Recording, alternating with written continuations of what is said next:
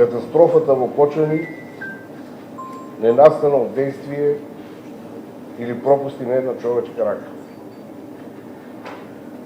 Не настана само како последица на активацијата на пиротехниката таа кобна ноќ на 16 март 2025 година.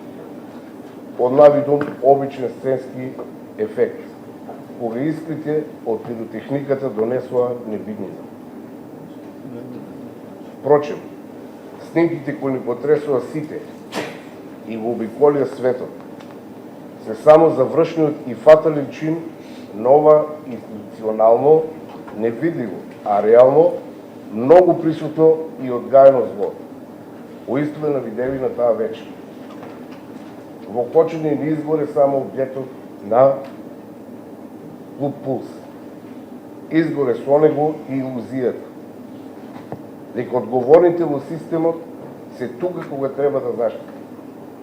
Изгоре и вербата дека оној што бил повикан, постапил навреме да спречи. Затоа, изгоре за жал и еднината на невини луѓе, прекрасни млади луѓе, кои сакале само радост и забава, таа фатална вечер. Нивните животи изгаснаа, а душите и телата на повредените настрадаа.